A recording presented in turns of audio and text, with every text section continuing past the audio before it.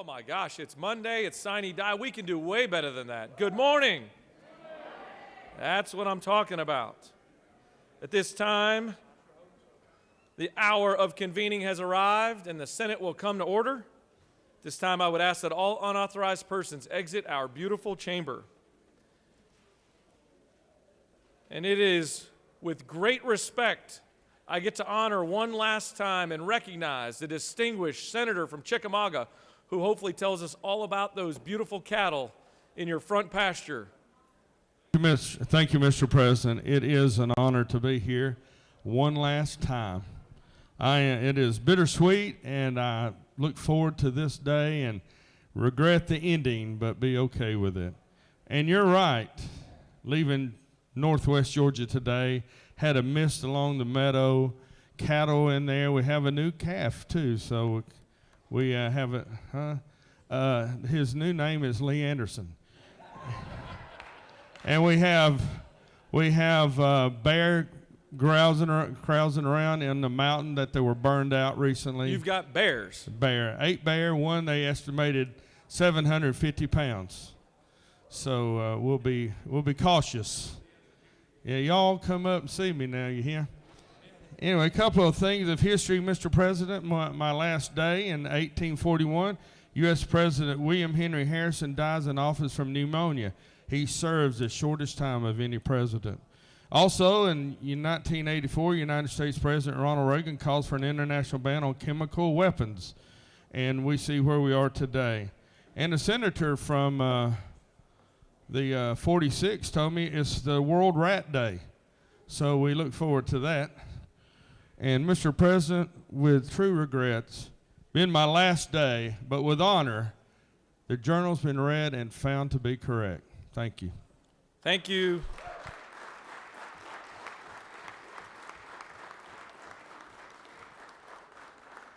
Thank you for your service and friendship along the way, and it has truly been fun to recognize you first and foremost each and every day.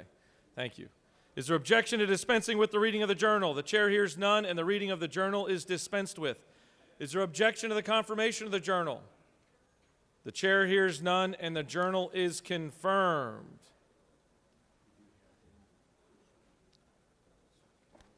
Ms. Secretary, will you please read first reader of Senate, House, Bill, or Resolution, please?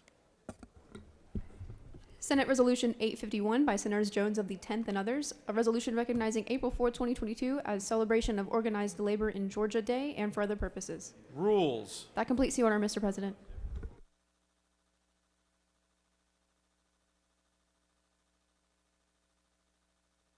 The chair recognizes the senator from the 53rd. Mr. President, I would like to approach the podium, please. The chair recognizes the senator from the 53rd to approach the rostrum.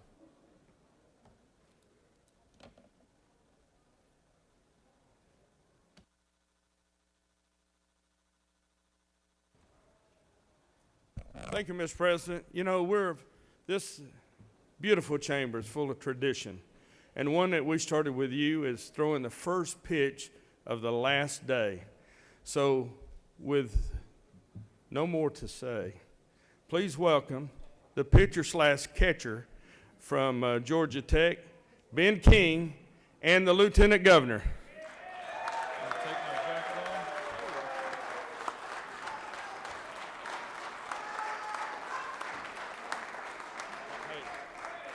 Every year, this is the most nerve-wracking thing that I do. Why is everyone scooting back from the right over there? Little arm side run. Here we go.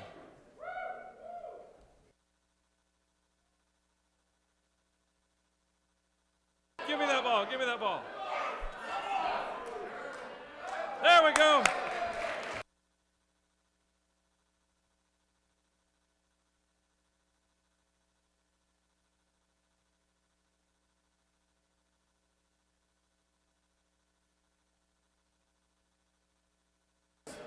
You know he did that on purpose for attention on the last day.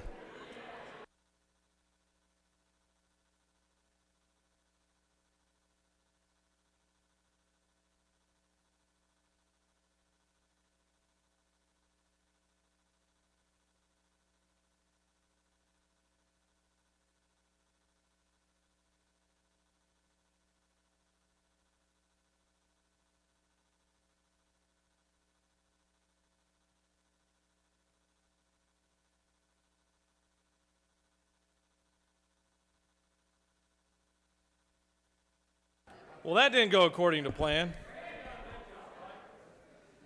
This 47 is starting to wear on me. All right, it's now time for a morning roll call. It is now time for a morning roll call. Are there any motions to excuse? Chair recognizes his good friend, the senator from the 33rd. Thank you, Mr. President, and good morning, y'all. It's an honor and a privilege to be able to make my last roll call with the Lieutenant Governor. And I want to add that it's been a pleasurable 2 years working together, and I wish you the best in your journeys. But to the business of the people, I ask for unanimous consent to excuse the senators from the 17th and the 22nd for business outside the Capitol. Sine die, y'all. It's been an honor to serve alongside you two, and the chair, without objection, excuses the senators from the 17th and the 22nd. The chair recognizes the good senator from the 8th. Thank you, Mr. President. I ask for unanimous consent to excuse the senator from the 45th for business inside the Capitol. Without objection, the senator from the 45th is excused. The chair recognizes the senator from Forsyth County. Good morning to my neighborly president. I ask unanimous consent to excuse the senator for the 28th. Without objection, the senator from the 28th is excused. Are there any additional motions to excuse? Chair recognizes the senator from the 4th. Yes, sir. I'd like to excuse the senator from the 3rd for business inside the Capitol. Without objection, the senator from the 3rd is excused. Any additional motions to excuse? The chair sees none. The secretary will call roll. Senators, signify your presence by voting the yea switch. The secretary will unlock the machine.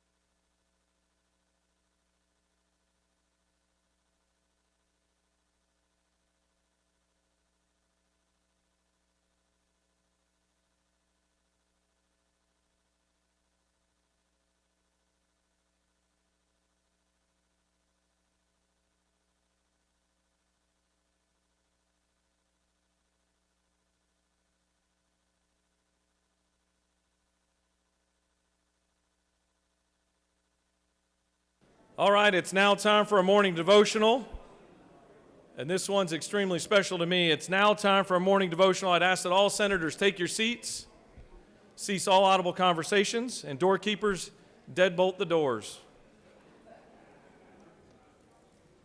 I'd like to lead us in our Pledge of Allegiance today and have the great opportunity to introduce our chaplain of the day. Will you please join me in honoring our flag?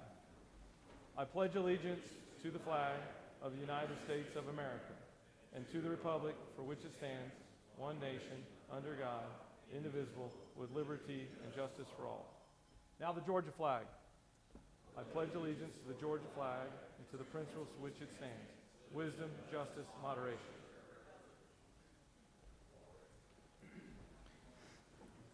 Well, it gives me great honor to introduce to you our chaplain of the day.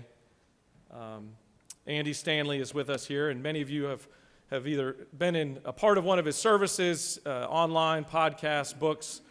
He's got an incredible reputation, and Andy's a big part of my story, and the North Point Church, North Point community has been a big part of my story.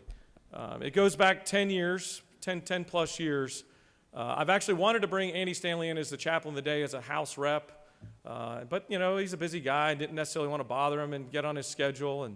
And then as lieutenant governor, same thing. I just kind of felt like, you know, he had a lot to do and maybe it wasn't, you know, worthwhile to come down here. But then Wes Cantrell over in the House had Andy Stanley as the chaplain of the day a few weeks ago in the House. And I said, here's my chance. And so I shot him a quick text, and within minutes he replied back. And so it really, truly is an honor for me because Andy is a big part of my personal story, big part of my political story. A few years ago, a good friend of mine, Brandon Hensley, invited me to go to a church.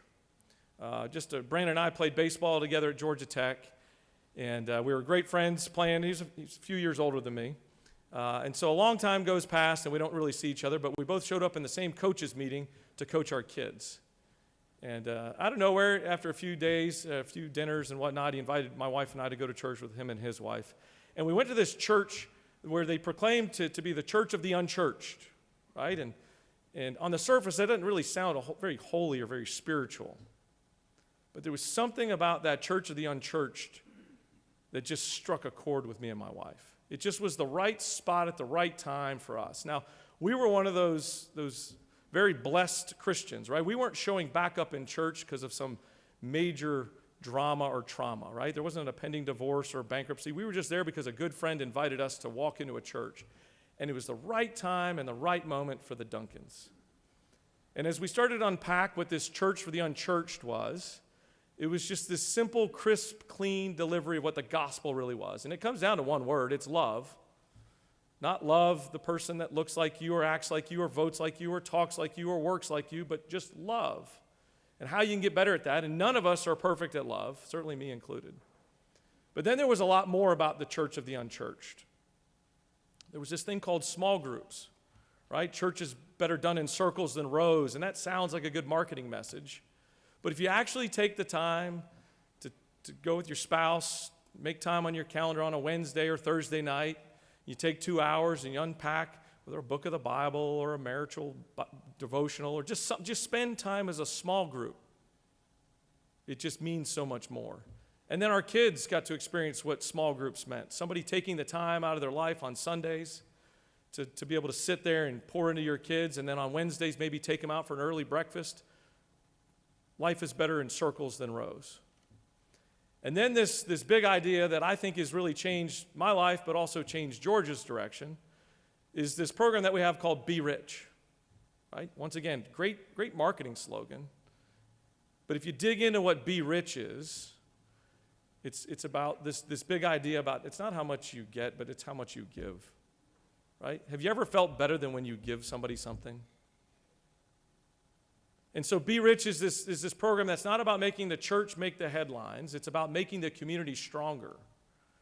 And so this big idea of trying to understand and identify who's the best in breed, who's the best person, what's the best group in the community that works with addiction recovery or transitional out of incarceration or foster care or adoption or hunger or homelessness. You name the issue that we face.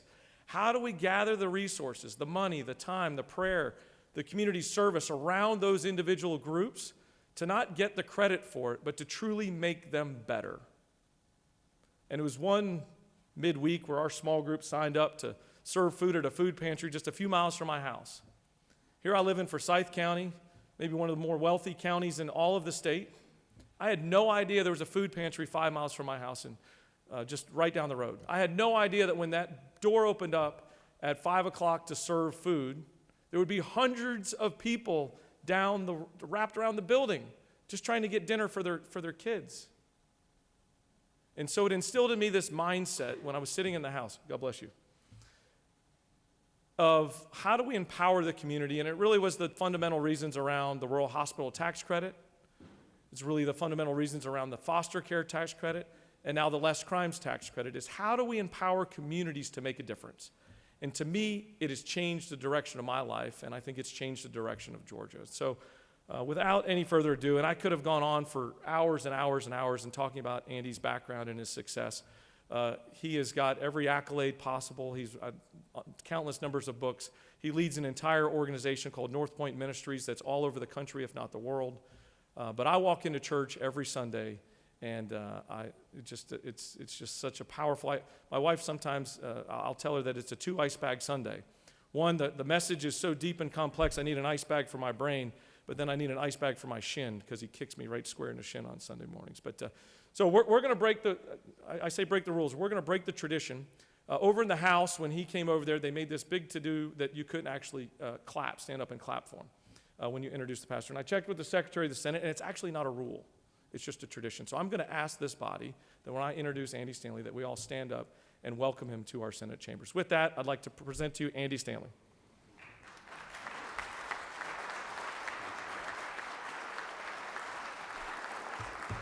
Wow. I should just stop right there. That's very kind, Jeff.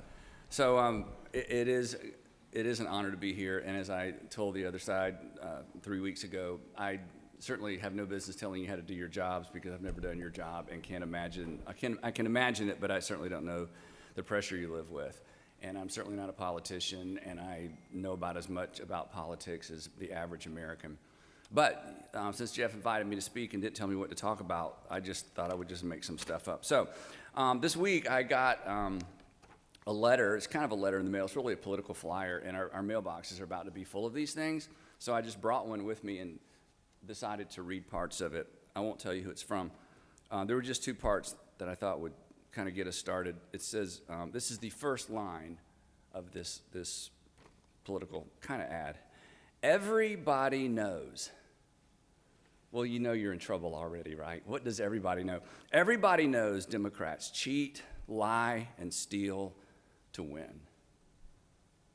Everybody knows that. Then I'm going to go down and read this part. This is amazing. I'm sorry our governor isn't here to brag on him. This is remarkable. Brian Kemp let us down like few politicians in the country could even think of doing. And now look at what's happening to our country with Ukraine, Taiwan, inflation, gas prices, high taxes, and our totally open southern border. So I just wanted to congratulate the governor of the state of Georgia for having that much impact all around the world. That is absolutely incredible, and of course, it's absolutely ridiculous. So, I have a dream. Now, Dr. King had a really big dream. I just have a little itty-bitty dream, and we should remember Dr. King today. I was reminded this morning when I got up that it was 54 years today that he was taken from us on this very date. But he had a big dream. I just have a little dream, so I'm just going to read you my little dream because you are the folks who could actually make my little dream come true. So my little dream starts like this. I dream of a day when our state leadership wouldn't dream of associating themselves with, much less putting their name on fear-mongering, dishonest, insulting documents such as this one. And I dream of a day when our state leadership has more respect for Georgians than to insult us with mailers of this nature. And I dream of a day when consultants and PR firms are dismissed, shown to the door for even suggesting such insulting language. And I dream of a day when Georgians see this kind of thing at the mailbox and they say, not having it, not falling for it, and not voting for it. And I dream of a day when our state leadership doesn't need to create an enemy of the other party in order to lead. A day when clear-eyed vision for our amazing state is enough. Because I love our state. I don't want to live anywhere else. And our state is a great state. I mean, we know it's great because oftentimes when you say great, you're comparing to other things, and compared to a lot of other states, it's a fabulous state. But what if Georgia became an amazing state? And I can't do that. I just get to vote for the choices you toss up, right? But what if we decided, what if you decided, what if the folks on the other side of this building decided, we're just going to do things differently? And not only are we not going to mail out this kind of garbage, but we're going to call each other out and hold each other accountable when we see it happening. Now, when I say things like that, I know that if you're thinking this, I understand. Andy, you don't really know how the game is played, and you're very naive. And maybe both of those are true. Regarding the game, I think the political game is played however the folks in this room and on the other side decide to play it. There are no written rules. You decide how the political game is played. And what if you just decided we're going to change those rules and we're going to call each other out and hold each other accountable when somebody does these boneheaded things and makes these ridiculous claims and puts their names on things they didn't even write? I mean, isn't that the state you want your kids and your grandkids to grow up in? And I would imagine, I don't know any of you, I would imagine when you got into doing this, that was your aspiration. And then you got into the middle of it and realized you're playing a game that's a different game than you got into by a set of rules that you had to learn along the way, and somebody's told you can't win unless you do it this way. But maybe that could change. And maybe it changes in the state of Georgia. And maybe you decide to change those rules. As a voter, I can't decide what the rules are. We're just forced to endure the competition the way it's set up. So just change the rules, and it's not complicated. Of course, I'm a pastor, so I can just leave you with this. It's very simple. You've heard this before. I'll go slow. It's do unto others as you would have others do unto you, someone famously said. Or say about others in a tone that you would want others to say about you. And don't put up with anybody putting words in your mouth to the contrary. In terms of this being a naive notion, it is not naive. Let me tell you what's naive.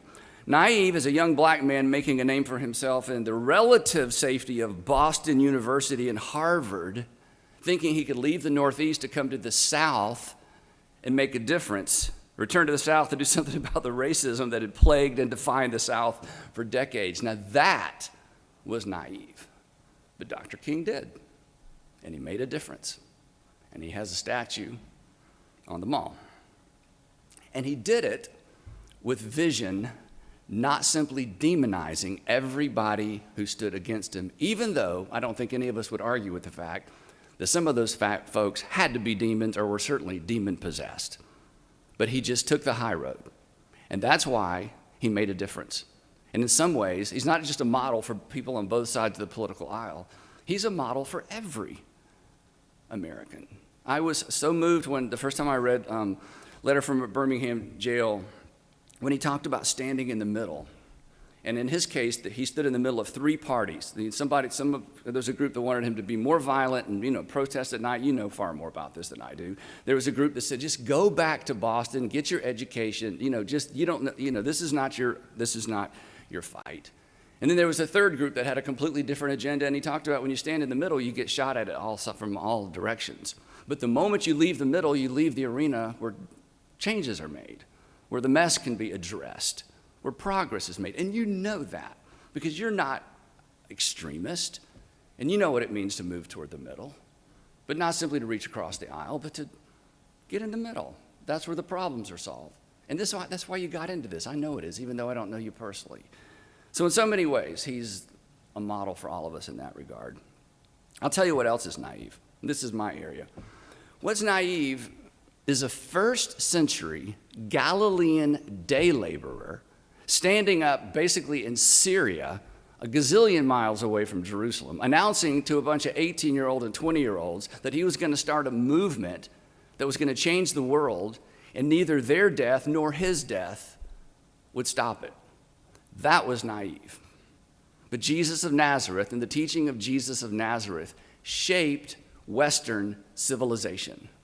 And like you and Dr. King, he stood between two extraordinarily powerful movements, the Temple and the Roman Empire. And he just disturbed both by refusing to get in bed with or to get in the bucket with either side. And he's worshiped by 2/3 of the world's population. He's the one who introduced this language that just because someone considers you their enemy, you are not required to return the favor. What if that characterized politics in the state of Georgia? Georgia wouldn't just be great. Georgia could become amazing. So Dr. King has a statue on the mall. Jesus of Nazareth shapes Western civilization with his teaching. So I think they were on to something. I think you can't argue against the fact that what they had in common and the stance they took is a model for all of us, a model for progress, a model for love of people, a model for, as I tell our congregation all the time, hey, what's best for people is what's best, and we may disagree on what's best for people, but we agree that what's best for people is what's best. What's best for residents of the state of Georgia, that's what's best, and we may disagree, and you do disagree on what's best for the residents, but there's so much common ground. And if we could take maybe a little bit different stance, a little bit different tone, it may make a huge difference. And I know. The challenge for you is, but if I go first and the other person doesn't follow suit, I'll lose. That's a risk that perhaps you have to take. But speaking on behalf of a lot of average Georgians, we would love for these next few months to have a different tone because the leaders of our state came together and decided we're not going to do it the way we've always done it. There are no rules other than the rules we establish and the habits we've created, and perhaps the habits that we should break. So this will require a great deal of maturity, a great deal of personal security, and a whole lot of self-control to lead like that or to run for office like that. It will require for you to love our state more than you love your party or your political career. And I know that's easy for me to say. But once upon a time, you weren't doing this. You were doing something else. And in some capacity, you felt called to this. Either called to this, like Jeff would say, he felt like God said, you got to do this. Or you may have just felt called because of the urgency of the situation. Or there was a problem that needed to be solved or a question that needed to be answered. But something moved you from whatever it was you were doing before into this. And it was to make a difference. And I think if you step back into that moment in time in your life and what you were thinking and what you were feeling, there in that moment were those pure values and that pure motive and that thing that was about progress, not simply demonizing the other side or your opponent so that you could win. It really wasn't even about you winning, was it? It was about the state winning. So just do that again. Let's just all do that again. If we do, Georgia will be everything Georgia could be. It will be amazing. So if you choose the more excellent way, our state will become a more excellent state. It'll be better than great. It will be amazing. I'd love to pray for you.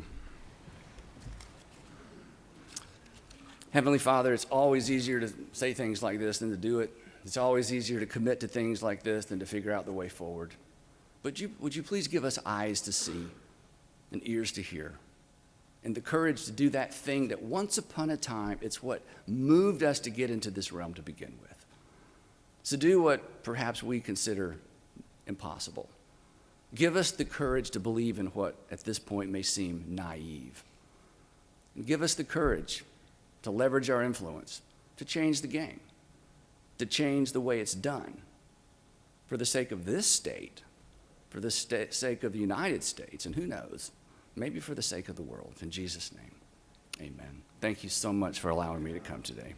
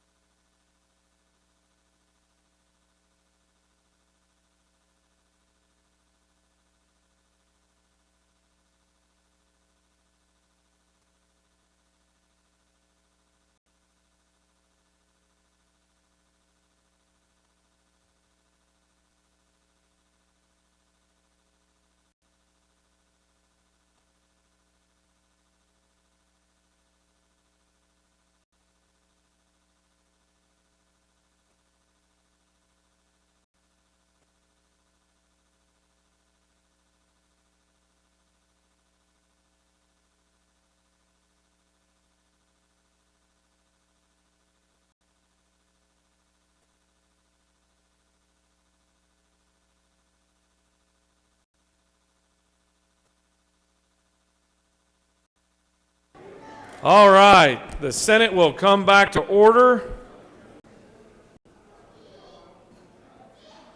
Are there any unanimous consents? That sounded like an objection from the Stricklands back there. Does any senator wish to rise on a point of personal privilege? The chair would like to recognize a senator from the 36th for the purpose of introducing us to our doctor of the day.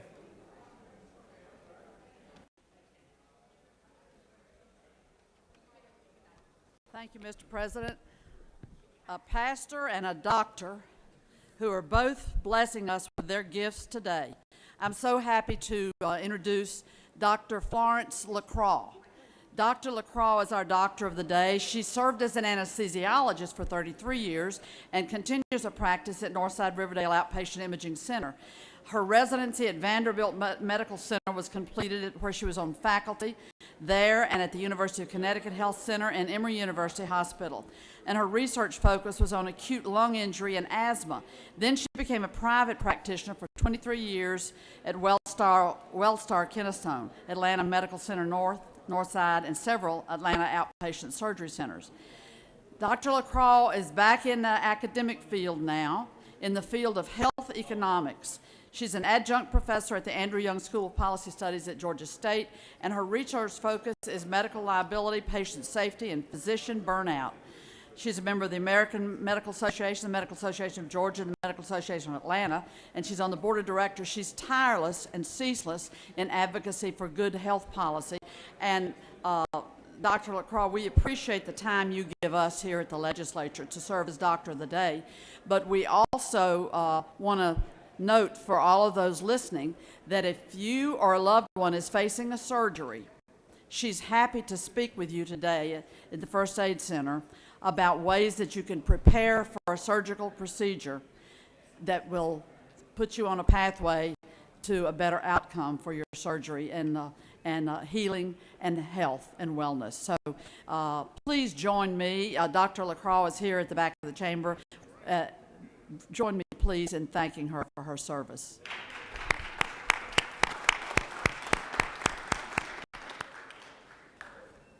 Chair recognizes the senator from the 5th for a point of personal privilege.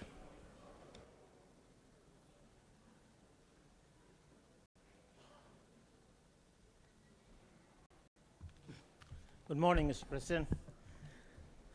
Dear colleagues and friends, today I'd like to take a moment to recognize the start of Ramadan, the 9th month of the Islamic calendar. Ramadan is a holy month which Muslims all over the world fast in order to renew themselves spiritually, reflect on their responsibilities to their communities, and take care of the needy. And so I'd like to wish all Muslims in Georgia and all over the world a meaningful and peaceful Ramadan and joyous observance of Eid al-Fitr. Also today, I have the privilege to recognize a very special guest in the gallery, Mr. Tim Maynard, a local Gwinnett entrepreneur, business leader, CEO, philanthropist, and many more. I'm proud to invite him to the chamber along with a couple of my other friends, Sal Ajani, Matthew Reebok, Sean Dupree. If you all can stand, I'll appreciate it. We actually did a little resolution this week. I'm going to hand it to him a little later on today. And I'd like to ask all of you to join me in giving Mr. Maynard and my friend welcoming round of applause.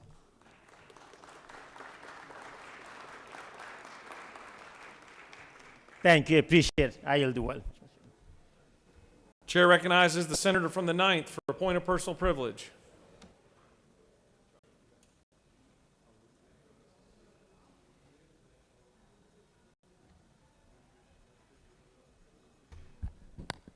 Good morning, members, and happy Sine Die. We've made it to the end, and we won't be seeing each other for a few months, but I'll miss y'all.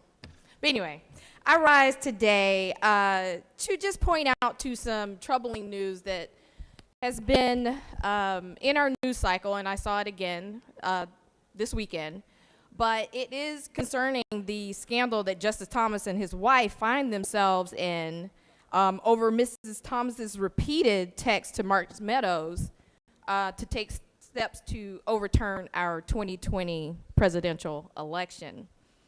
And now we have questions raised about what Justice Thomas knew about his wife's activities, her radical right insurrectionist activities. And, now it brings attention to January 6th again and the disgrace that it brought to our nation that day as we saw it played out on the news. And many who participated in the insurrection on January 6th have already been charged with a crime against the United States. Justice Thomas himself is finding himself embroiled in this scandal because he is directly involving his court cases and his judgment in those cases in election results. Now, many say, what does Mrs. Thomas's radical right agenda have to do with Justice Thomas? He should be insulated from this, right? But this isn't true. Most legal experts agree that a line has been crossed and Justice Thomas can no longer be impartial. And she has worked directly with the former president of the United States to have influence in the office. And I don't know about you guys, but I'm married. And when you're with your partner, you share most things in your marriage. You share conversations and responsibilities. So Justice Thomas is involved. And a justice with dignity and respect would recuse himself at this time. But he has not done that.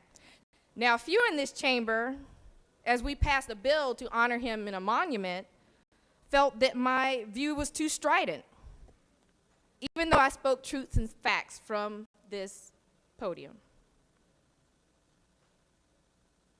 And I get it. Truth is hard. It is really hard. But we shouldn't deal in pettiness or erect monuments to figures who may not represent the values of our great state. And that's exactly what I was pointing out. I yield the well. Chair recognizes the senator from the 3rd for a point of personal privilege.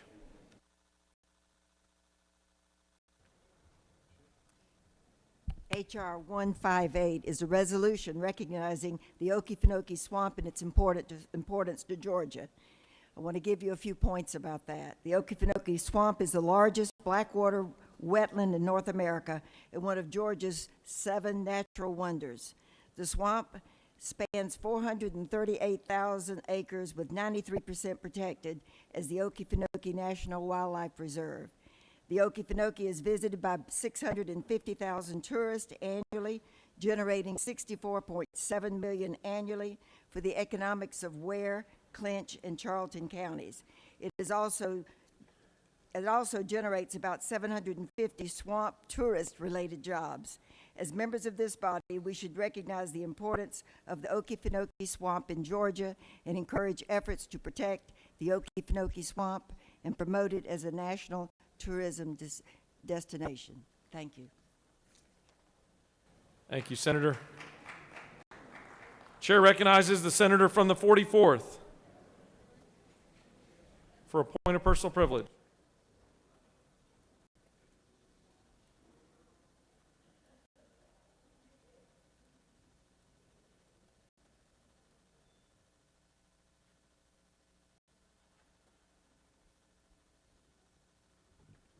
Thank you very much, Mr. President. On April the 4th, 1968 was a somber moment for many of us. The civil rights and social justice advocate of nonviolent protests that instituted the principles of Mahatma Gandhi, a passive resistance, died. He died, but his dream of a fair and just society did not die. Dr. King had a dream, and he's famous for that "I have a dream" speech. But he also called out America on that day in August. He called out America, who had given black folk an insufficient check. 400 years of slavery, Jim Crow, and lynching.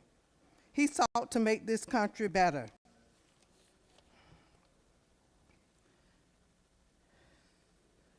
Although Dr. King lived in a modest house over in the black community there on Sunset, he pushed for fair housing for everyone, voting rights, and poor people and mothers having babies would have decent medical care. He received over 600 honorary degrees and hundreds of thousands of dollars for people who just wanted the movement to succeed. And he gave it all back to the movement and all back to the civil rights movement. Jesus died so that we might have a right to the tree of life. And I am convinced that Dr. King died so that we as black people and poor people might have a right to freedom, justice, and equality for all. The pastor talked to us today and told us about love and told us about doing the right thing and treating people right. So if we're going to do the right thing, one of the things we need to do is to help the blind and visually impaired. 250,000 people in that community, and sometimes we only have 2 counselors, sometimes 6. But as a state, we need to do better. We need to create the commission for the blind and visually impaired. We can't just pass a bill here in the Senate and then run over to the House and try to get the House members to stop it. Or even if it passed the House, want to go to the governor and tell him to veto it. We need to do the right thing in this General Assembly. Mr. President, I yield the will. Chair recognizes the senator from the 2nd for a point of personal privilege.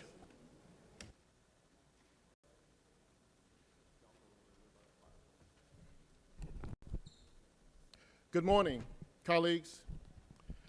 Today is April 4th, and it's truly a wonderful day today. My daughter, Leah Jackson, today is her 22nd birthday, and there's no greater joy than a guy can have than have beautiful children. And Leah's the third of my 4 children, and she is really remarkable. So I want to say happy birthday to my darling daughter, Leah Jackson. But other colleagues, we have the opportunity to do something great this morning. We have the unique ability to recognize and commend the world champion, Evander Holyfield, as a Georgia Senate Ambassador of Goodwill. He reigns as the undisputed champion in both the cruiserweight and heavyweight division, being the first and only boxer to do so. If you don't know him, let me tell you something about him. Evander Holyfield is the 4-time world heavyweight champion of the world. He's won the heavyweight championship 3 times. He has a record of 44, 10, and 2. On June 11th, 2017, he was inducted into the International Boxing Hall of Fame, a Georgia citizen. But we know him as a boxer, but I want to tell you something about his foundation. He inspires young people with his foundation. He encouraged those to achieve not only in the playground, but in the classroom. He's a spokesman for the Boys and Girls Club internationally. He motivates young people to make a difference, not just in themselves, but in this community. Evander Holyfield is a world champion in the hearts and minds of all Georgians. But more than that, he is something that we can look at and want to be.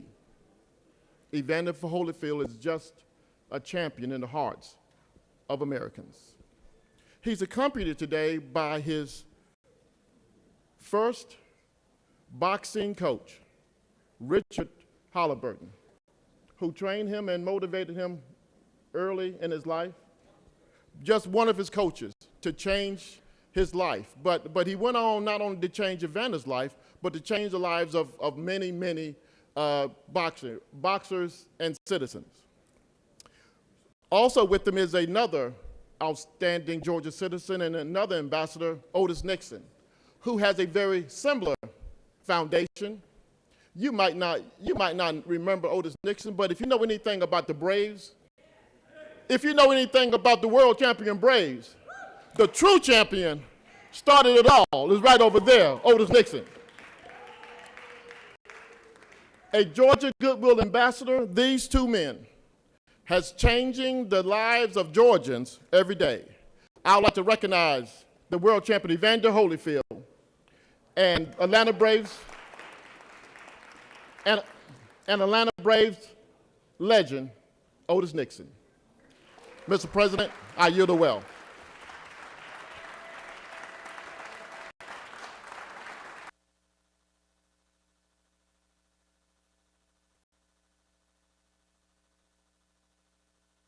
The chair recognizes the Dean of the Senate for a point of personal privilege. Good morning. Thank you very much, Mr. President. I just wanted to take this occasion to remember a great leader who preached nonviolence and became one of the premier, if not the premier, civil rights leader of our era in this country, Dr. Martin Luther King Jr. And I want to bring it up by remembering a certain incident that occurred to me when I was a very young person in Montgomery, Alabama. Dr. King lived on Jackson Street. We lived in the Trentham Court area, and this was a particular night when there was a bombing at his parsonage or at his house on Jackson Street. And we as children, we didn't have cell phones and things like that, but we got the word out, and everybody sort of got together, the young kids, and most of the young people got the word out that, hey, something had happened. They bombed Dr. King's house. So we got together, 10, 11, 12 years old, and we ran from our house to his house on Jackson Street. And when we got there, there was a mob forming, a mob of people, a crowd of people, and they were all concerned about the safety of Dr. Martin Luther King Jr. So what happened was, after a while, people were changing their mood. They were getting into a more, they were reaching for anger. They were angry that their leader had been attacked. So after a short while, a small man came out, small voice, and came out and spoke to the crowd and said, "You know me, that I'm nonviolent. My family is mostly unharmed, just frightened." Those were his basic words. And asked the crowd to dissipate and go home and be with their families because he was going to be all right because God had his back. And that was a lesson the first time I met Dr. King, who preached staunch nonviolence, and ironically at that time was visited by senseless violence. His whole life was about nonviolence, but ended on this day with a very violent and senseless act. So I just wanted to pay tribute to that particular time in his life and in my life. And ironically, I was married in this church on Dexter Avenue in Montgomery. But anyway, Dr. Martin Luther King, we salute you. God bless. Thank you. Thank you, Senator. Chair recognizes the senator from the 37th for a point of personal privilege.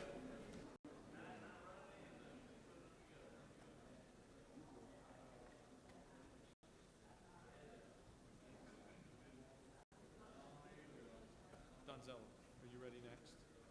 I didn't see. I was looking for you at your desk. I didn't see you. Yeah, good idea.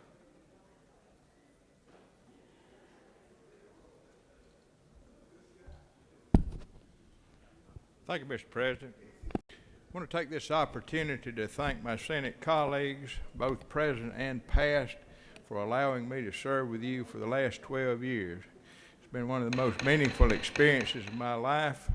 I want to thank Lieutenant Governor for your kindness, and I've really enjoyed serving with you in this role. I think we have a lot of good young leadership coming up in the Senate, and I'm encouraged about the future for the state of Georgia. I want you to help me welcome my family that's in the balcony on the right-hand side.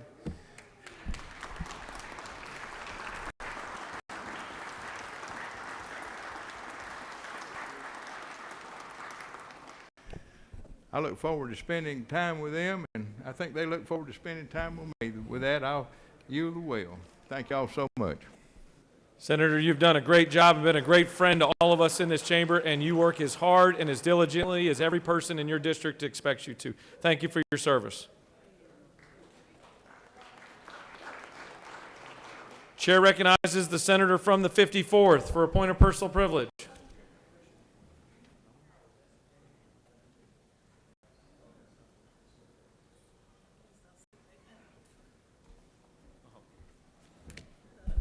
Thank you, Mr. President. Friends, it's my honor to let everyone know that, I know we had a Dalton Day this year, and everybody looks forward to the rugs that everyone gets for Dalton Day, but I was told last week that the good folks back in Dalton wanted to make sure that everybody in the legislature got another rug to honor the special occasion of the University of Georgia winning the national championship.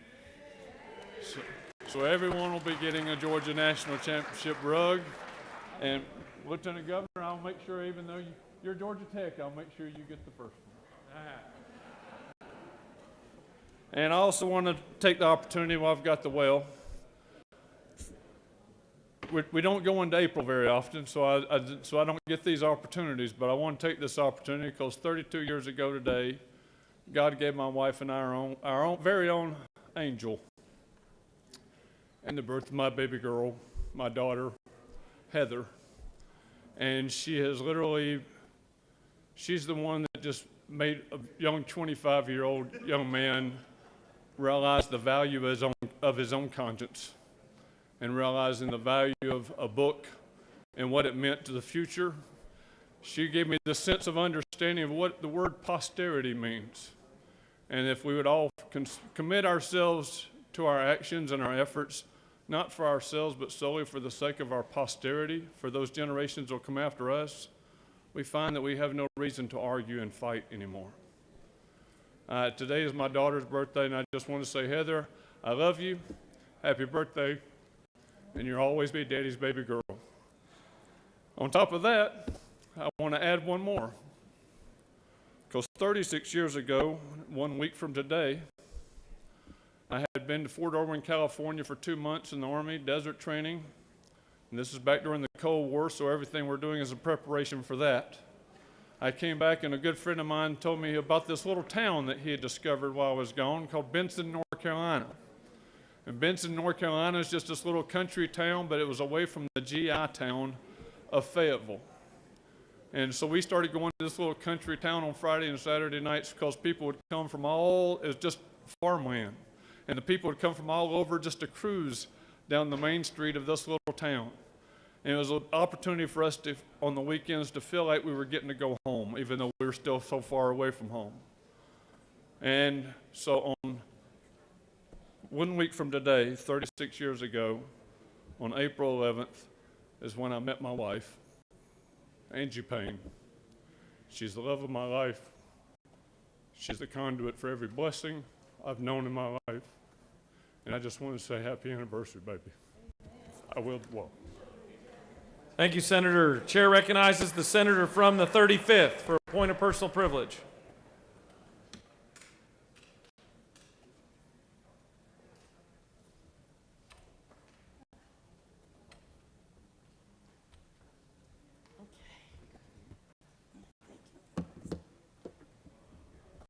Thank you.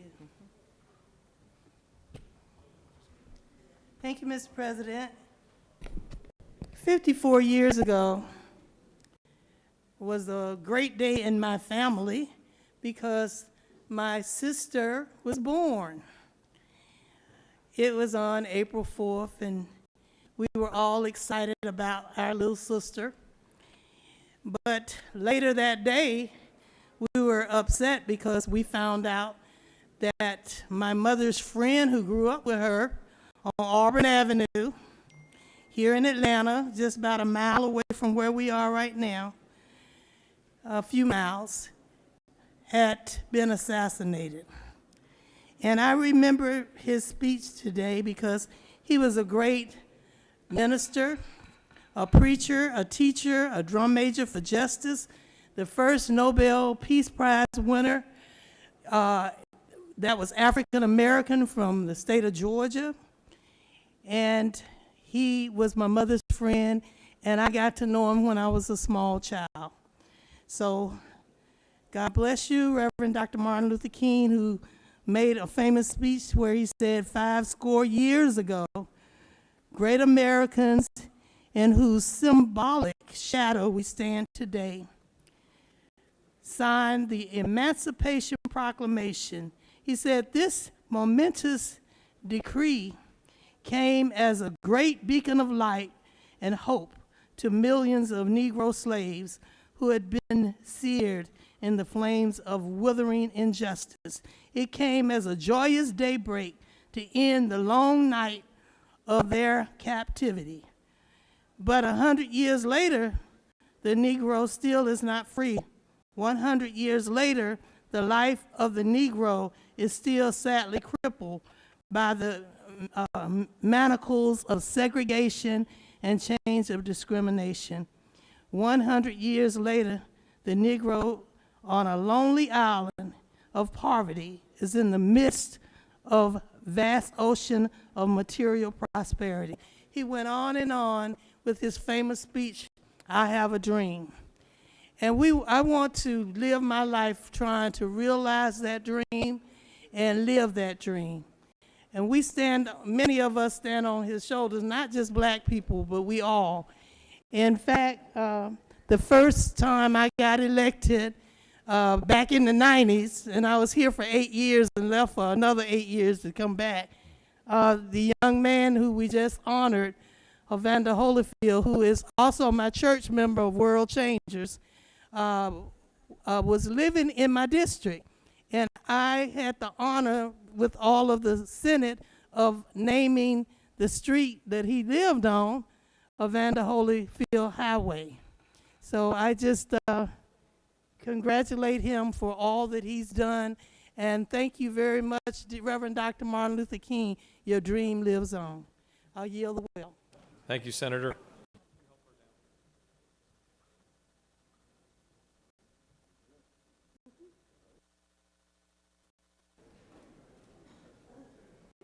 Chair recognizes the pro tem for a point of personal privilege.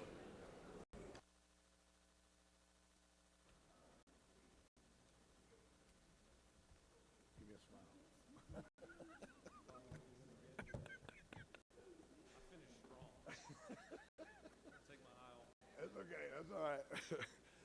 Ladies and gentlemen of the Senate, it gives me great pleasure today to recognize a group of visionary and outstanding young women in the metro Atlanta area that are going to have an effect on the state throughout. And the organization is Women Lead Right, and it has a unique energy and passion for the contributions of women in business, in politics, and in life. I think it's fitting and proper that the outstanding leadership of Ms. Leah Aldridge, the president, raise your hand, Leah, right over here on the side, Laura Corrigan, and Kimberly Kennedy Ellsbury be recognized for their willingness to step forward and advocate and get recognized the contributions that women have in our business, in our politics, in our leadership, in our government, and in our state. Ladies and gentlemen, I'd like for y'all to give them a warm Senate welcome. Thank you very, very much.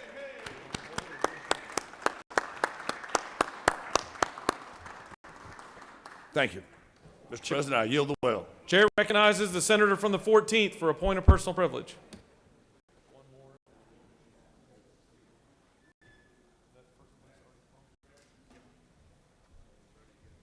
Thank you, Mr. President. Although I've already given my farewell, there are a couple individuals that I just want to reach out to and say thank you as that journey started. And it all started years ago when Kara Duke and Jacob Hawkins came to me and asked me to do this and join me walking up and down various neighborhoods and so on, and before long, Josh McCoon jumped in as well. So I'd be remiss to not say thank you for what they've done. But the two biggest ones that I'd like to make sure I recognize is one, Jeremy Morton. Jeremy Morton is the First Baptist Woodstock pastor, but I had the privilege of hiring him when he was in Cartersville, and he came out of Warner Robins. And Jeremy has been that individual that once a month we sit down and we just talk about things. And as I've said before, we all need that individual that will say to you, you might want to pay attention to what you're doing.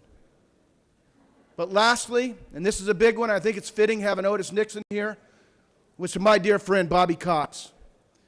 You see, when a group came to me and asked me if I would consider running for the Senate, you know, Bobby didn't vote the same way I did, but I went on bank board and I said, Bobby, I have a question for you.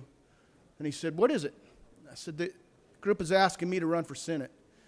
He said, you need to do it. And I said, well, Bobby, I don't know a lot about this. I'm not sure how I'm going to raise money. I'm not sure how I'm going to do any of this. And he said, I'm going to get behind you. And Bobby did radio commercials and did a fundraiser and all that kind of stuff. But the one radio commercial he said just continues to reign true of who Bobby Cox is, who many of us know is just not able to join us out in public. Bobby said on the radio, when the game's on the line, you need a player you can put the ball in their hand to make sure they win. And Bobby would remind me, no matter how hard it got in life, no matter how hard it got once we got one down here, that when the ball's in your hand, people are counting on you. And to all of my colleagues here, just remember, there's a whole bunch of people out there just trying to put gas in their car, food on their plate, and they really don't give a whole lot of pay attention. They don't give a rip of what we're doing in here. Just remember that. With that, Mr. President, I yield the well. Chair recognizes the senator from the 41st, the very patient senator from the 41st.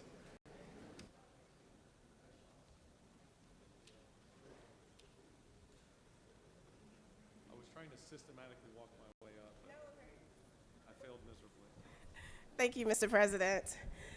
I rise today to celebrate 11 years of marriage. Some 11 years ago, my now wife and I flew to Iowa to get married. What we tell people is we eloped, but what was more true is that we had to fly to Iowa to get married because that was a state that would allow two women to get married. And so now it's quite amazing that I get to stand in this body and serve in this body in a place that 11 years ago would not have recognized my marriage. But now I stand in a body that has not only welcomed me, but has welcomed my spouse, has treated me with great respect and love. And so I am grateful to this body. I'm grateful to the people of Georgia for how far we've come in just one decade, that they would dare to even elect an out lesbian. But more importantly, I want to thank my wife, who stood by me, had this vision and dream alongside of me that I could run for office, that I could run as my authentic self, and that I could even be elected. But more importantly, she stood alongside me through sickness and health, for better and for worse, for richer and sometimes even poor. And so to Trina, the love of my life, thank you and happy anniversary. Thank you, Senator. Chair recognizes the senator from the 34th for a point of personal privilege.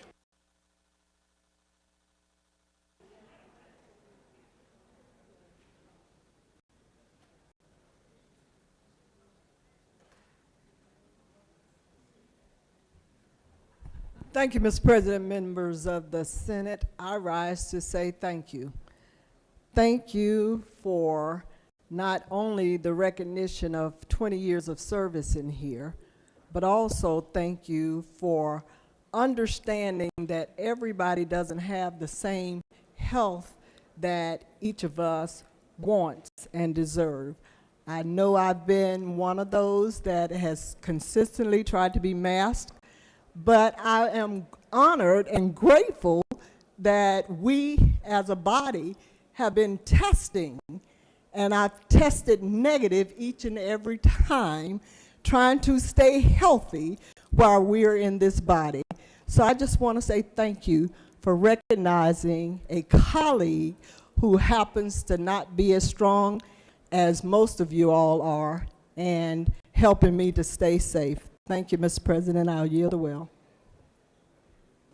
You have a consent calendar of privilege resolutions before you. Does any senator wish to remove a resolution from the consent calendar?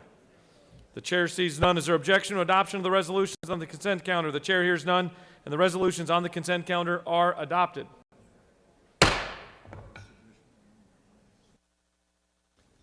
Mr. Secretary, can you please read the caption on a resolution?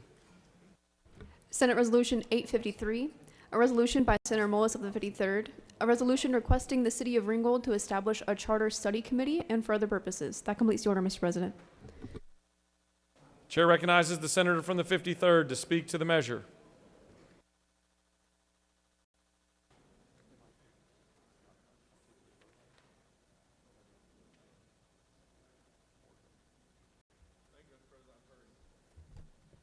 Thank you, Mr. President. This resolution is simply a privilege resolution I'll use as a study committee to look at the charter of the City of Ringgold. There's a little lack of leadership there, and we're going to come together and try to figure out what we need to do. That's all this is. I appreciate your support. Thank you, Mr. President. I yield the way. Does any other senator wish to speak for or against the resolution? Senator from the 53rd has asked for what purposes the senator from the 7th rise?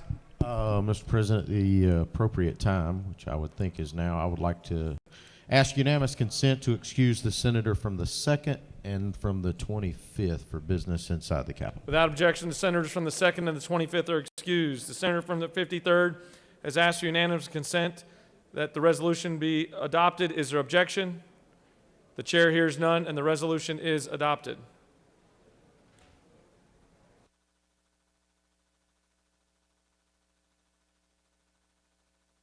Are there any motions to withdraw and commit? The chair sees none. We're now going to move on to the agrees and disagrees that are on your desk, labeled list number 1. We'll have a series of lists that appear throughout the day. We will start with list number 1.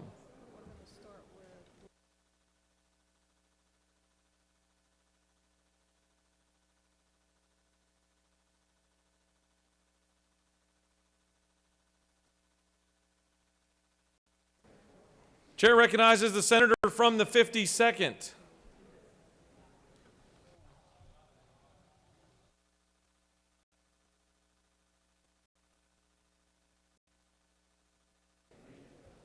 He must be getting a cup of coffee. Chair now recognizes the senator from the 18th for a motion. Mr. President, I move that the Senate agree to the House substitute to SB 534. Ms. Secretary, please read the caption.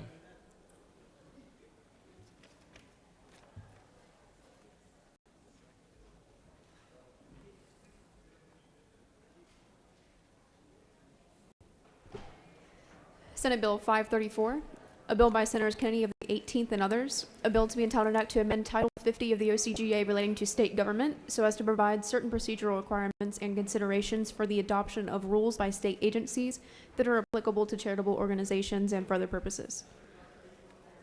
Mr. President, the Senate Committee on Government Affairs recommends that this do pass by committee substitute. Mr. President, the House offers the following substitute to Senate Bill 534, a bill to be entitled Act to amend Title 50 of the OCGA relating to state government so as to provide certain procedural requirements and considerations for the adoption of rules by state agencies that are applicable to charitable organizations and for other purposes. That completes the order, Mr. President. Chair recognizes the senator from the 18th to speak to his motion.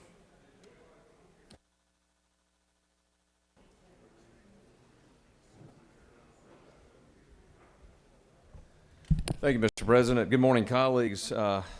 Senate Bill 534 is the bill that we passed, I think, with significant, if not unanimous, support.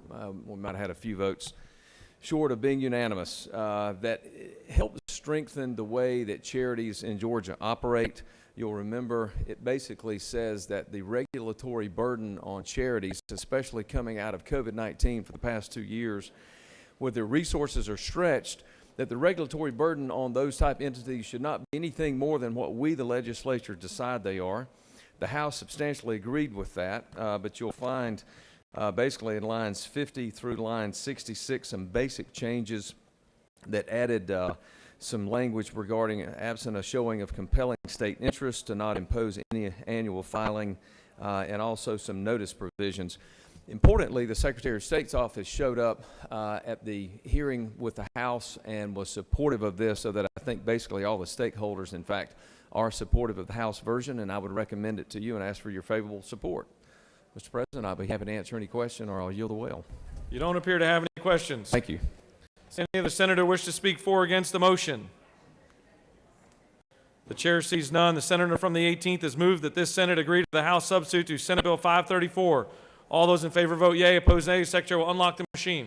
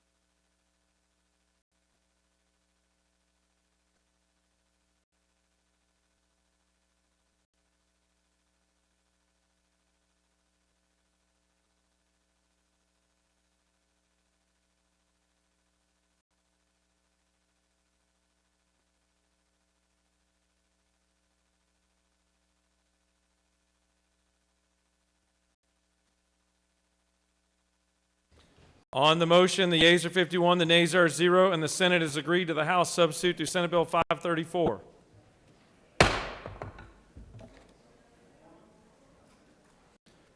Chair recognizes the senator from the 52nd. I told him you were getting a cup of coffee. Mr. President, I move that the Senate insist on its substitute to House Bill 1437. Ms. Secretary, please read the caption. House Bill 1437, a bill by Representatives Blackman of the 146th and others, a bill to be entitled an act to amend Chapter 7 of Title 48 of the OCGA relating to income taxes so as to revise the rates of taxation on income and for other purposes. That completes the order, Mr. President. Would the senator from the 52nd like to speak to his motion? He waives. Senator from the 52nd has moved that this Senate insists on its position to substitute House Bill 1437. Is there objection? The chair hears none, and this Senate has insisted on its position.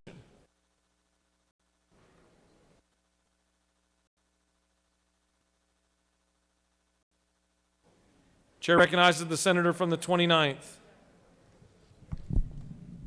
Mr. Chairman, I move that the Senate accept the House's agreement on SB 116. Mr. Secretary, please read the caption.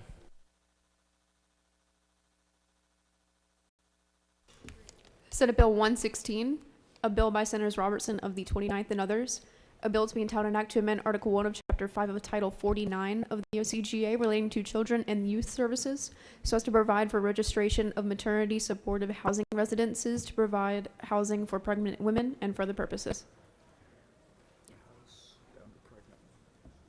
Mr. President, the House offers the following substitute to Senate Bill 116, a bill to be entitled an act to amend Article 1 of Chapter 5 of Title 49 of the OCGA relating to children and youth services so as to provide for registration of maternity supportive housing residences to provide housing for pregnant women and for other purposes. That completes the order, Mr. President. Chair recognizes the senator from the 29th to speak to his motion.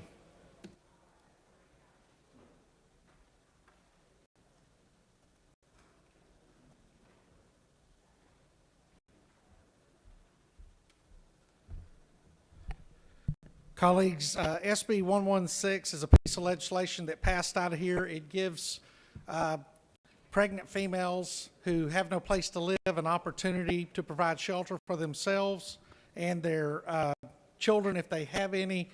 And one thing that the House added into it is the ability for the mothers and their children to partner up with wraparound services and other agencies within the community.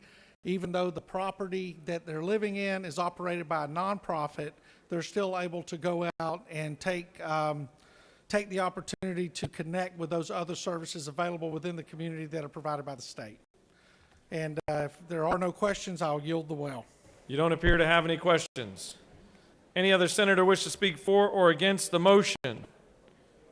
The chair sees none. The senator from the 29th has moved that the Senate agrees to the House substitute to Senate Bill 116. All those in favor vote yea. Opposed, nay. The secretary will unlock the machine.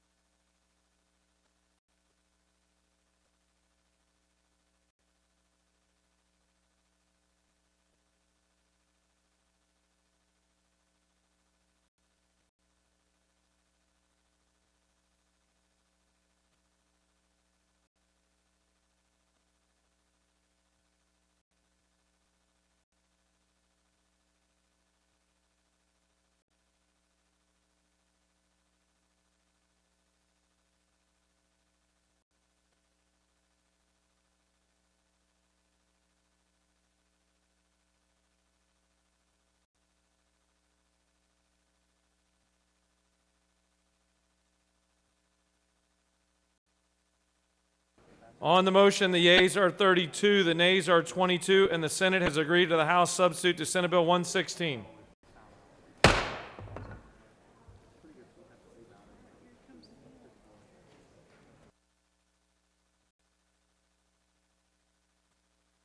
Chair recognizes the distinguished rules chairman for a motion. Thank you, Mr. President. I move that the Senate agree to the House substitute for Senate Bill 345. Did that show enough? Well done. That's a lot of emotion. Ms. Secretary, please read the caption. Senate Bill 345, a bill to be entitled an act to amend Chapter 1 of Title 50 of the OCGA relating to general provisions regarding state government so as to prohibit state and local governments from mandating vaccine passports and for other purposes. Mr. President, the House offers the following substitute to Senate Bill 345, a bill to be entitled an act to amend Chapter 1 of Title 50 of the OCGA relating to general provisions regarding state government so as to prohibit state and local governments from mandating COVID vaccine passports and for other purposes. That completes the order, Mr. President. Chair recognizes the distinguished chairman from Chickamauga to present what will probably be a long list of motions today, the first. Should I start crying now, Mr. President, or wait a little while? I'll wait a little while. Ladies and gentlemen, this is simple. The House has added a third-party contractors that are working in the Georgia medical industry. That's it, as being exempt from this.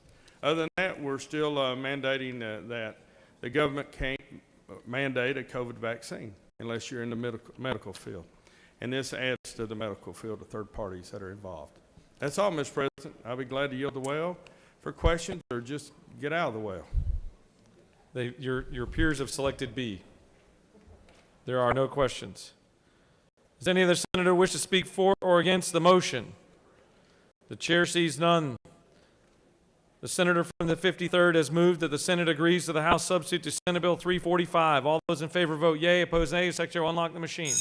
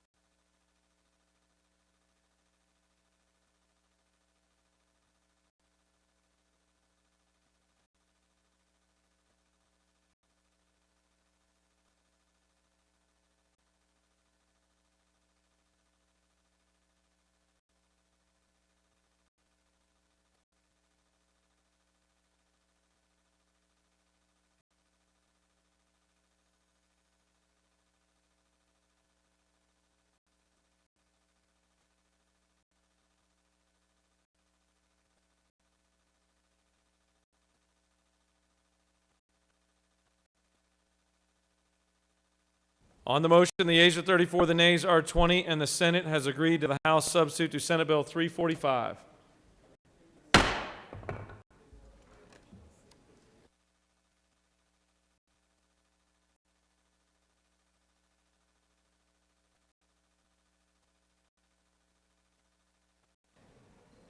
Chair recognizes the senator from the 56th for a motion. Mr. President, I move the Senate agree to the House substitute to Senate Bill 330 as amended by the Senate. Mr. Secretary, please read the caption. Senate Bill 330, a bill by Senators Albers of the 56th and others, a bill to be entitled an act to amend Title 33 of the OCGA relating to insurance so as to prohibit insurers from canceling, modifying coverage, refusing to issue, or refusing to renew life insurance policies solely because the applicant or insured donated a liver or kidney and for other purposes. Mr. President, the House offers the following substitute to Senate Bill 330, a bill to be entitled an act to amend Title 33 of the OCGA relating to insurance so as to prohibit insurers from canceling, modifying coverage, refusing to issue, or refusing to renew life insurance policies solely because the applicant or insured donated a liver or kidney and for other purposes.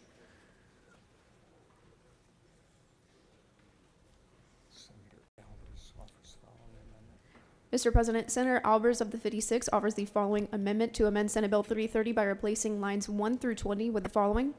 To amend Title 33 of the OCGA relating to insurance so as to prohibit insurers from canceling, modifying coverage, refusing to issue, or refusing to renew life insurance policies solely because the applicant or insured donated a liver, pancreas, kidney, intestine, lung, or bone marrow and for other purposes. That completes the order, Mr. President. Chair recognizes the senator from the 56th to speak to his motion.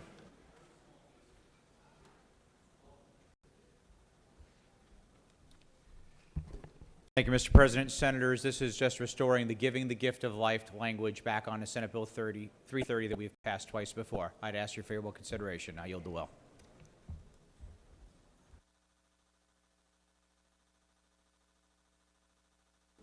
Senator has yielded the well very quickly. Does any of the senator wish to speak for or against the motion? The chair sees none. The senator from the 56th has moved that the Senate agrees to the House substitute to Senate Bill 330 as amended by the Senate. All those in favor vote yea. Opposed, nay. The Secretary will unlock the machine.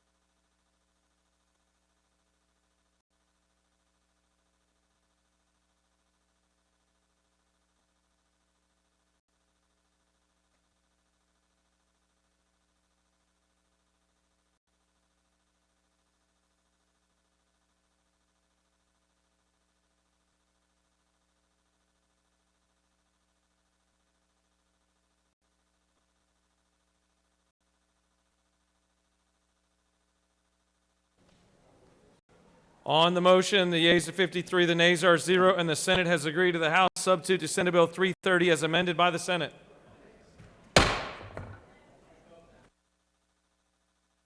Chair continues to recognize the senator from the 56 for a motion. Mr. President, I move the Senate agree to the House substitute to Senate Bill 333. Mr. Secretary, please read the caption.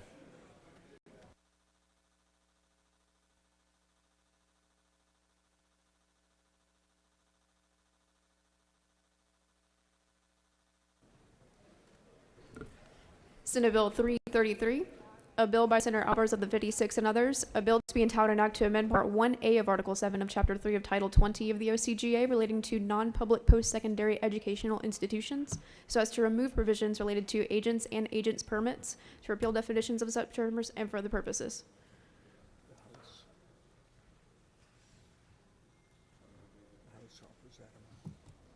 Mr. President, the House offers the following substitute to Senate Bill 333, a bill to be entitled an act to amend Part 1A of Article 7 of Chapter 3 of Title 20 of the OCGA relating to non-public post-secondary educational institutions, so as to remove provisions related to agents and agents' permits, to repeal definitions of such terms, to provide for new exemptions from applicability of the part relating to certain programs for industry-specific certifications and certain short courses, and for other purposes. That completes the order, Mr. President. Chair recognizes the senator from the 56 to speak to the motion.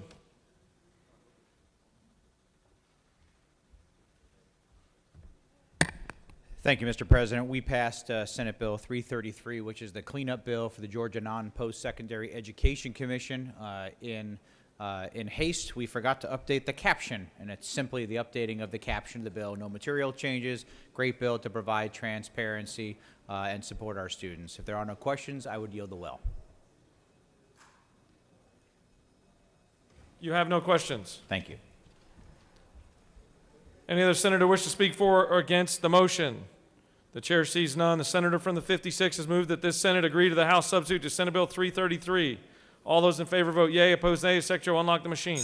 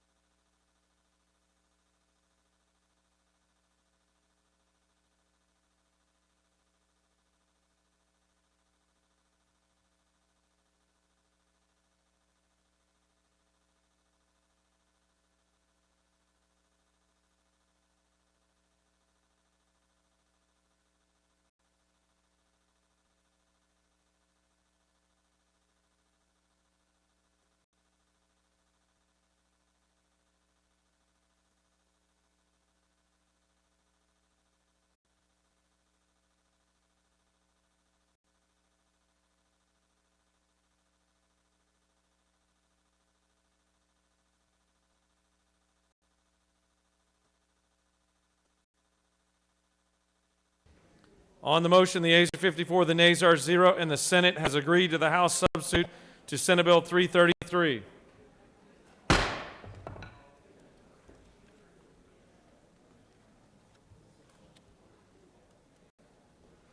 Chair recognizes the senator from the 47th. Thank you, Mr. President. I move that the Senate agree to the House substitute to Senate Resolution 596. Ms. Secretary, please read the caption. Senate Resolution 596 by Senators Ginn of the 47th and others, a resolution honoring the life and memory of Mr. Isaiah Berry and dedicating an intersection in his memory and for other purposes. Mr. President, the House offers the following substitute to Senate Resolution 596, a resolution dedicating certain portions of the state highway system to provide for an effective date to repeal conflicting laws and for other purposes. That completes the order, Mr. President. Chair recognizes the senator from the 47th to present the motion.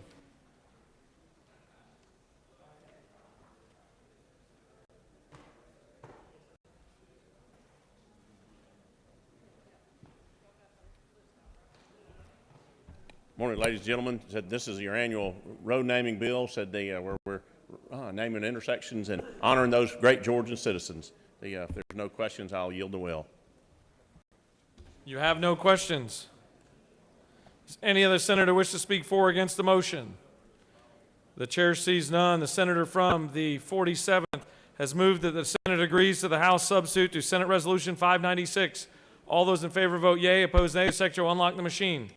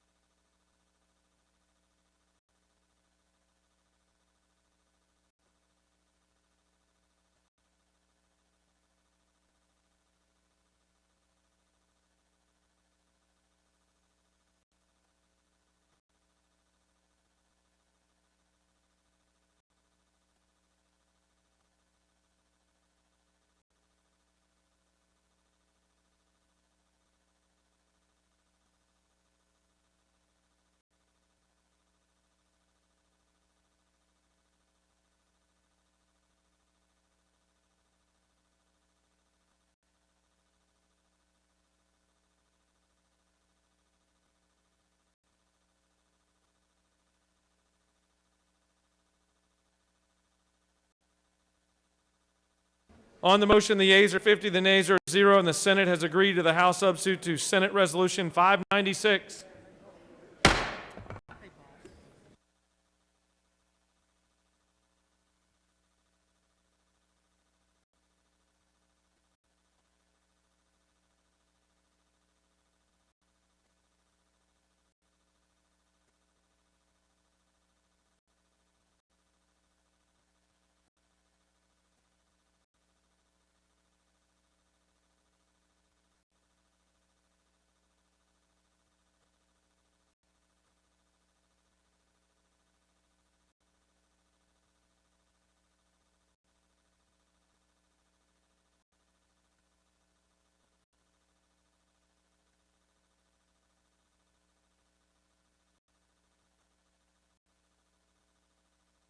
Chair recognizes the senator from the 51st. Thank you, Mr. President. I move that the Senate agree to the House, I'm sorry, hold on one second. All right, I move that the Senate agree to the House substitute to Senate Bill 558 as amended by the Senate.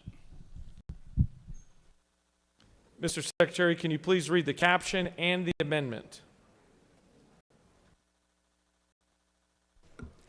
Senate Bill 558, a bill by Senator Gooch of the 51st and others, a bill to be entitled an act to amend Chapter 2 of Title 32 of the OCGA relating to the Department of Transportation so as to amend notice provisions relative to meetings for the selection of board members, to provide for negotiations and requests for proposals related to public-private partnerships and for other purposes.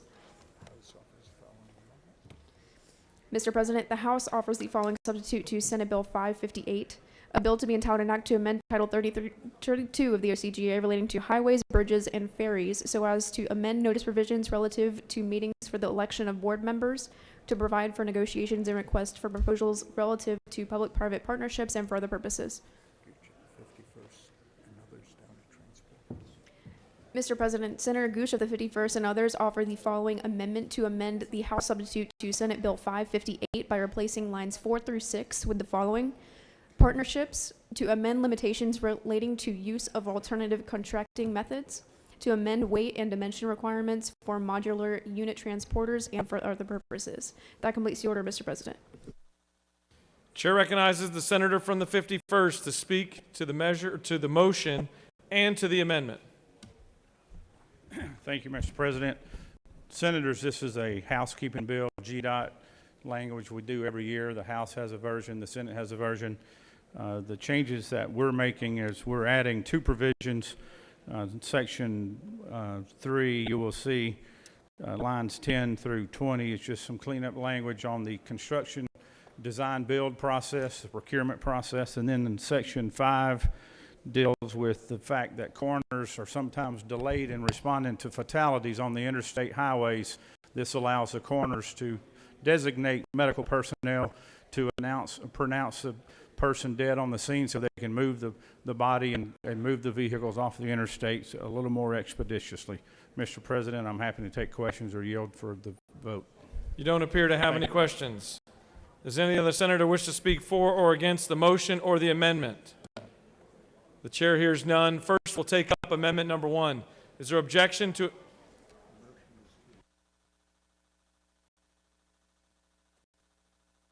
The way the motion was phrased is we can just take up the vote. The senator from the 51st has moved that the Senate agrees to the House substitute to Senate Bill 558 as amended by the Senate. All those in favor vote yea, opposed nay. The Secretary will unlock the machine.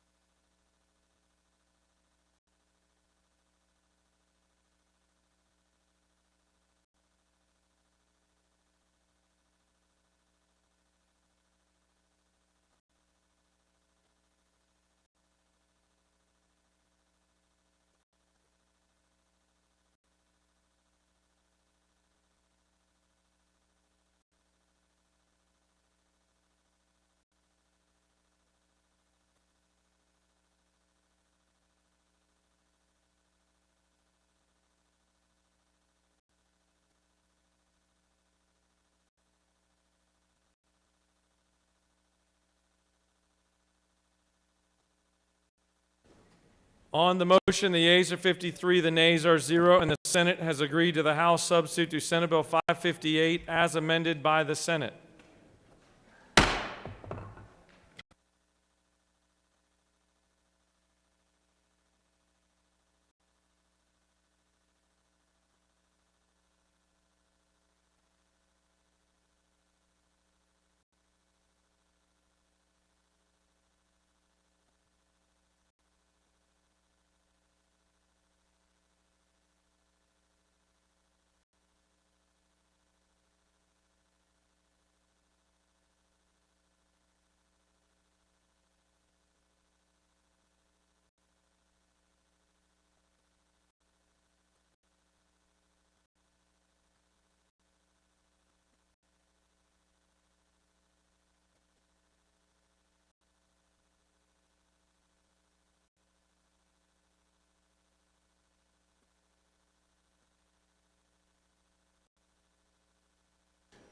All right, I'd like to call your attention that the budget has been on your desk since 10:03, so we're approaching the 2-hour window. Just wanted to make sure that you have a copy of that budget on your desk.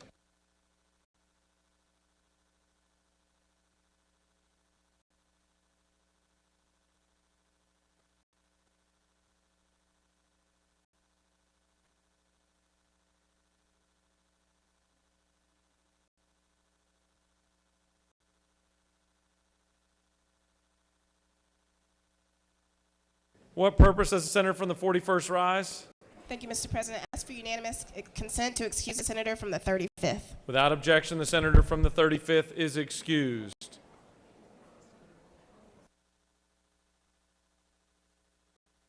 Chair recognizes the senator from the 19th.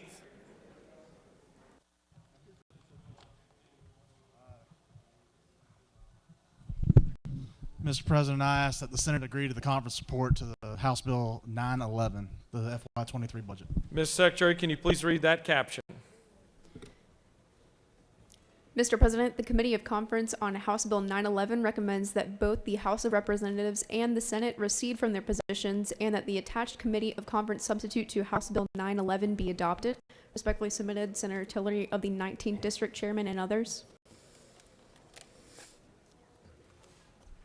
The Conference Committee substitute to a bill to be entitled an act to make and provide appropriations for the state fiscal year beginning July 1st, 2022 and ending June 30th, 2023, to make and provide such appropriations for the operation of the state government and its departments, boards, bureaus, commissions, institutions, and other agencies for the university system, common schools, counties, municipalities, and political subdivisions, for all other governmental activities, projects, and undertakings authorized by law and for other purposes.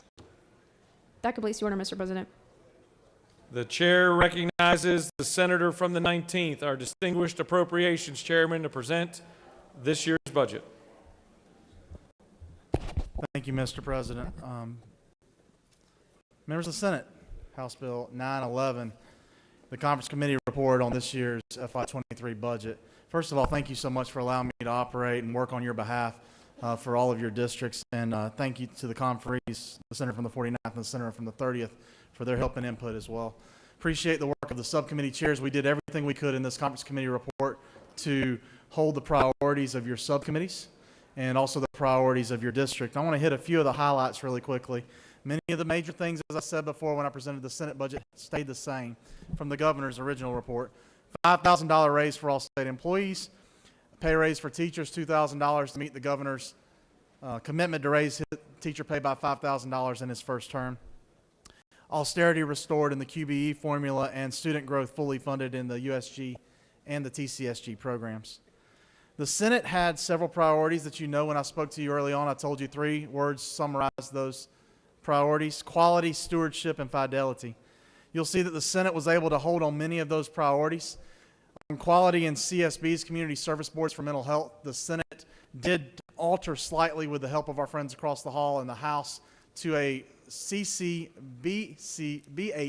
model, which is a behavioral health crisis center model that we're seeing the feds are funding at a different rate. What we did is took our quality money and moved it over to meet that new funding formula that we're seeing being developed in Washington to help our local boards be able to align better as federal funds may become more available. We were able to hold in quality on our provider rate increases. This allows us to move to value-based purchasing, which has been a big priority of the senator from the 11th, among others, as we work to make sure that doctors and providers are paid for their outcomes, not necessarily their inputs. We were also able to pivot slightly on our priority of third grade reading. You know that we had put a ton of money into the budget. Third grade reading is a great prognosticator for what we will need for prisons and DJJ facilities in decades to come. We were not able to hold our monies in that. We were able to start a great discussion about quality overall in education, and I think you're going to see that conversation continue into the summer, and really appreciate the governor's office and his staff for meeting us on that priority. We were also able to hold the Senate priority on DFACs and our SAGs. You know we have a backlog right now in dependency cases. We've talked extensively about that. I want to commend a a certain SAG, I believe her last name was Brown from Fulton County, who provided some tangible language that we included in a bill on Friday to help move those cases as well. By tying certain parts of funding to movement of those cases, we believe that that backlog could potentially be worked out even by the summer. On the issue of stewardship, the senator from the 26th has made it very clear that Middle Georgia and their issues with medical examiners is an issue for our state.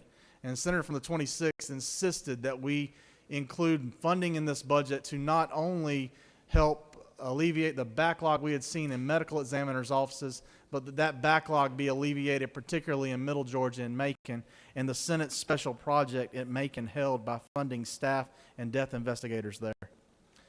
On the GNETS program, many of you spoke to us. The providers for GNETS could not have been better to work with. They approached this issue understanding where the Senate was coming from with a variety of issues that have come down the pike on affecting the GNETS program. They were able to meet with us to help address our concerns, and you'll see that this year's budget restores GNETS to the same way it was funded last year, with a caveat that language is included that we need to work out this issue over the next 365 days. Those providers have committed to do so, and I really appreciate the strong conversations that we were able to have with them as we advance the Senate priority and at the same time to work to not cause dishevelment or other unintended consequences across the state. On the issue of fidelity, the Senate held our commitment to funding formulas. As I've mentioned already, fully funding the teaching formula, but also funding the skilled nursing facilities payments in Department of Community Health at the 2020 rates. The only break in that is a 20% increase to the 2020 rate for skilled nursing facilities concerning ventilators, which is really a nuanced issue, but it's something that we needed to do because of how Medicaid pays those rates. On bonds, you'll see that the Senate funded many of your priorities, including libraries in Bryan County, the East Side Athens branch, the McDonough Public Library in Henry County, $7.5 million for upgrades at Savannah State, $6.5 million for the Wilder Hall in renovation at Georgia Military College in Milledgeville, technical college improvements at Coastal Pines in Brunswick, West Georgia Technical College in LaGrange, Purcell Hall at North Georgia Technical College, and land acquisition at Piedmont Technical College in DeKalb County. The Conference Committee report also funds 2 new college and career academies. One issue that I left to the end, I didn't leave out, is a huge priority that the Senate had as well concerning now-comp waivers. The now-comp waiver position of the Senate is reflected in the Senate's Conference Committee report, and we held strong to that, and the House met our position there. Last, but certainly not least, the senator from the 15th brought up the state's commitment to sickle cell, and you'll see that that funding has also been included and doubled in the Conference Committee report, and appreciate the senator from the 15th's work there. Senators, again, thank you so much for your help on developing this year's budget. I want to prepare you, though. While the FY23 has allowed us to fund many of the priorities of this body and priorities of the state, we have to be very prudent to realize that as we continue to pass additional legislation, that we may be in a position where the 24 does not look the same. The storm clouds are on the horizon concerning economic conditions, and we need to know that and be honest with our constituents as we approach the next 12 months. Thank you so much again for your help on developing this budget. I would be remiss if I didn't give one more shout out to our Senate Budget Director, Melody Debussy, for her, I believe, 25th budget. And Melody, thank you again for all the years you've put in. We know that Martha Wigton in the House is leaving, Chairman Terry England's leaving, but most importantly, to our body, we're going to miss you a ton, and thank you so much for your service.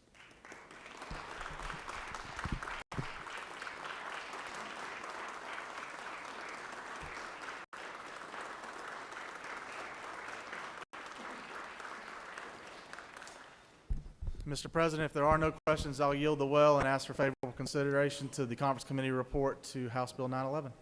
You just explained $30 billion really well, and you have no questions. Thank you, Mr. President. And I want to echo the comments about Melody. Thank you so much for all that you've done for us. You've been an amazing leader through this entire process in my 4 years being here, and have really always put the Senate in a great position, but have put 11 million Georgians in an even better position. Thank you for your work. Is there any other senator that would like to speak for or against the motion? The chair sees none. Senator from the 19th has moved that the Senate adopts the conference committee report on House Bill 911. All those in favor vote yea, opposed nay. The Secretary will unlock the machine.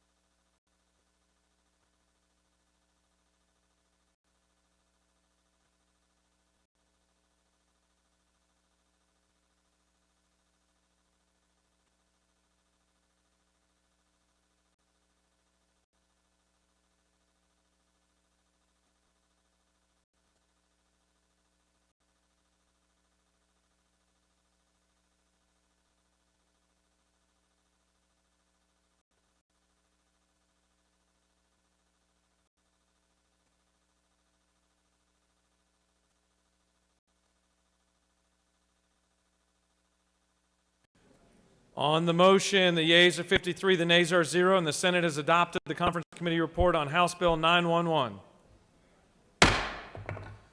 Chair recognizes the senator from the 19th. Thank you, Mr. President. Is this the time you wanted me to move adjourn, sine die? I'm seeing a lot of nods. I like your thinking. All right, we're gonna pause for lunch here at the ripe hour of 12:10. We're gonna come back at 2 o'clock. We've got a number of people that want to attend the governor's bill signing on House Bill 1013, which I believe is at 1:30. So we're gonna break till 2 o'clock for lunch, and then come back. So the Senate will stand at ease until 2 o'clock. Lunch is in the Secretary of the Senate's office down at the end of the hall.